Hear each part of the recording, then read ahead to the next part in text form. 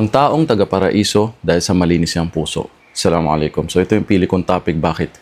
Dahil totoong nangyayari sa totoong buhay, either sa iyo, sa atin lahat, na minsan nangyayaring ganito. So bago natin pag-usapan kung sino ba itong tao na taga-paraiso na tinukoy ni Propeta Muhammad SAW, paano siya naging taong taga-paraiso? Anong meron at ginawa niya? Paano naging malinis ang kanyang puso? Saan? Minsan kasi sa totoong buhay ito nangyayari. May mga tao na sa simpleng bagay lang ay halos hindi na niya mapatawad yung tao na yun. Kahit simpleng bagay lang. Sample, meron hindi nang napamanahan ng lupa ng magulang, ay talagang sasabihin pa niya yung mga ganitong salita na hindi ko mapatawad yan habang buhay o hanggang sa huling hininga ko o hanggang sa kabilang buhay pa. Imagine mo lupa lang dito sa mundo. Nagugunawin din ng Allah itong lupa na ito na hindi mo madadala sa kabilang buhay.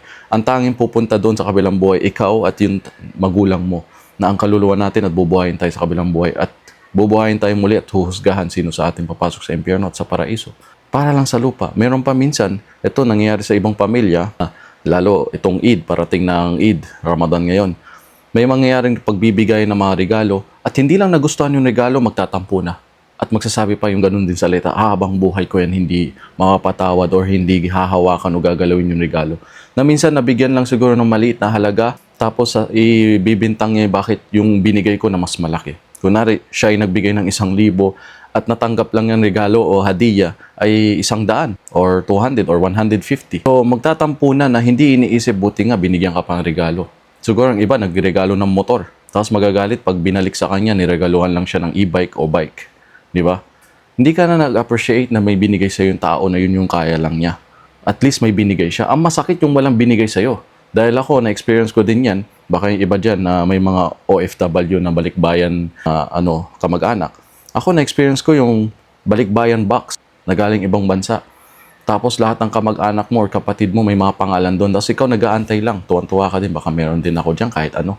Tapos sinahanap na nila yung pangalan nila. Hanggat sa maubos na, wala nang laman yung box at sisilip ka sa pinakadulo, wala nang laman. Mas masakit yun na kahit na wala kang pangalan doon. Naiisipin mo ni kahit lamang medyas, malaking na yun. Kahit lamang sabon ipadala sa'yo.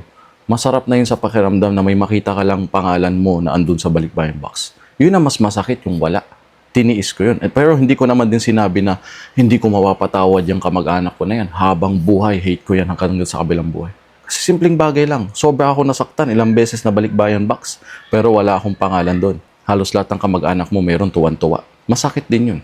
Lalo, ang lalaki pa ng regalo sa kanila. Kung hindi iPhone, laptop, kung hindi ganito, mga mamahalin na branded. Tapos ikaw, ni kahit lamang sabon sana. Or chocolate lang, masaya na ka na. So, yun yung mas masakit. Kaya, appreciate mo. Minsan pa yung mga iba, hate yung isang tao o hate yung son-in-law nila o na sa simpleng bagay lang, siguro hindi mo lang naunawaan, pero ang sasabihin ng salita, hindi ko yung mapapatawad habang buhay hanggat sa kabilang buhay. Siya, Dayani.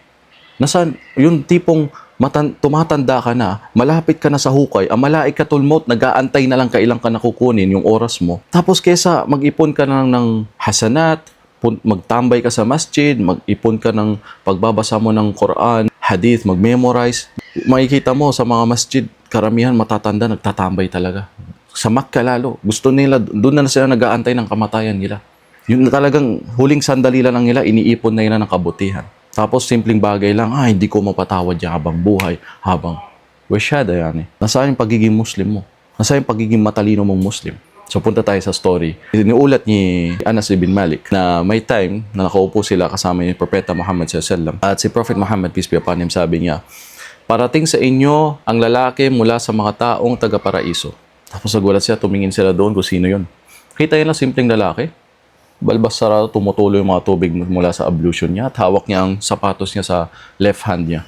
Tapos the other day din, ganun na naman sinabi ng propeta, nakita niya yung lalaki na yun. Parating sa inyo ang lalaki mula sa taong taga-paraiso. Gulat na naman sila, tumingin siya doon. Siyempre, ang sahaba, pag narinig nila about paraiso, talagang, alam mo yun, hahanapin na anong ginawa nito, bakit to tinukoy na taong paraiso. Imagine mo, buhay ka pa, tapos tinutukoy ka ng propeta na taong taga-paraiso. Ano kayang pakiramdam mo? Tapos, next, ganun na naman sinabi ng propeta sallallahu alaihi wasallam. Ngayon, yung umalis ang propeta sallallahu alaihi wasallam, hindi nakakatiis itong isang sahaba, si Abdullah ibn Amr. Tapos, ang ginawa niya, pinuntahan niya itong tao na ito. Tapos, yung pinuntahan niya, sinabihan niya na, meron akong alitan sa tatay ko. Nakapagsabi ako na hindi ako uuwi sa 3 araw dun sa amin. Pwede ba akong makitulog sa iyo? Tapos pumayag yung lalaki. Sige, welcome. So 3 days, sa loob ng 3 days, nakasama niya yung lalaki. Talagang binantayan niya lahat ng gawa nito. Lahat ng moves nito, kung anong ginagawa niya.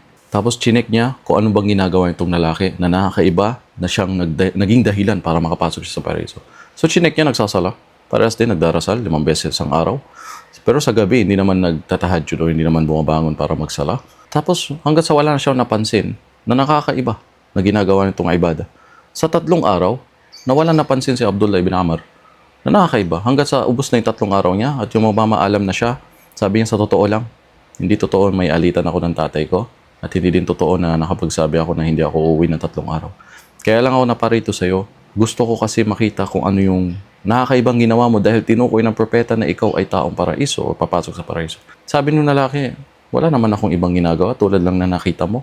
Pero ang alam ko lang, bago siya matulog, malinis ang kanyang puso. Lahat ng mga tao sa paligid, kahit sa mga Muslims, malinis ang puso niya kahit kaninong mga Muslims. Wala siyang alitan kahit kanino. At, take note, wala din siya kahit inggit, kahit konting envy, inggit sa kapwa. Wala siyang kinaiinggitan sa mga kapwa niya. Ganong kalinis ang kanyang puso bago siya matulog sa gabi. Kaya sabi nung sahaba na, ito nga siguro, ito na nga yun. Ito pala yung hinahanap niya. Kaya pala siya taong paraiso. So ngayon, kumusta na? Alam mo, may narinig akong sample na teacher. Story ng isang teacher. Sabi niya sa mga estudyante, mga kinder yata o elementary, magkuha kayo ng prutas or gulay, 1 piraso. Ang alam ko nga, patatas pa yata yun. Itago nyo sa bag nyo. Siguro plastic, tapos ilagay sa bag. Dala nyo lang yan, araw-araw, nasa bag nyo lang yung prutas na yan. O yung gulay na yan. So, ilang araw na, andun lang yung patatas sa plastic sa loob ng bag ng mga estudyante. Ilang araw na, hanggang sa nagmo-moist na, nagkakaroon na ng tawag doon, amag, no? Madaling salita, nabubulok na yung dala nilang gulay or prutas sa loob ng bag. At sinabi ng teacher, kita nyo, sisira, nabubulok, no? Ilang araw yung tinatago dyan sa bag nyo. So kung ano yung tinatago yung sama ng loob sa puso nyo, pag tumatagal yan, nabubulok. Nabubulok, tulad yun paano nabubulok yung prutas o gulay sa loob ng bag nyo. Hanggat nasa loob yan, nabubulok. Ako, ang daming may umaway sa akin. Ako, wala naman akong kaaway. Pero ang daming mga inggit, mga vlogger, mga content creator, daiya pa, kapwa ko din mga ngaral, nasisiraan ako para lang sa isang babaeng popormahan niya na binastos niya, na sasabihin pa wag makinig sa vlogger, whatever. Masakit. Gusto mong banatan, gusto mong ano. Pero, halas, ayoko siyang maging dahilan para hindi ako makapasok ng paraiso. Siguro, mapapatawad mo, pero hindi na ako magtitiwala ulit. Kasi nga, hindi ka tiwa-tiwala yung ugali ng tao hanggat hindi siya nagbabago. Kasi ganun pa rin ugali yun. Babaero, asawa ng marami, tas iniiwan din. Siyempre tayo, yung pride natin, babae, iniingatan natin. Pero yung sasabihin kong hindi ko ito mapapatawad hanggang sa kabilang buhay, ayoko pumila sa kabilang buhay dahil lang sa mga tao na ito. Hindi ko sasayangin yung oras ko pumila sa mahabang init ng Yaumul Qiyamah para lang pumila dahil sa mga taong ito may kaso sa'yo. Bahala na ang Allah sa kanila. Tuturuan sila leksyon dito sa mundo or sa kabilang buhay. Basta ang puso mo, inshallah. Ako, ang daming umaapi sa akin sa totoo lang. Halos nakaka-mental torture na. Yung dating naging asawa o sino sa paligid. Dami. Pero syempre, wag din natin abusuin yung tao na porkit nagsasabar at matiisin, lahat din nauubos. Kaya wag din natin pagsamantalahin porkit matiisin ang isang tao at mabait at hindi umiimik, hindi puwapatol. Wag naman din tayo umabuso sa mga taong nasa paligid natin. Masalam. Syukran kung nagustuhan mo ito, pakishare and follow for more. Masalam.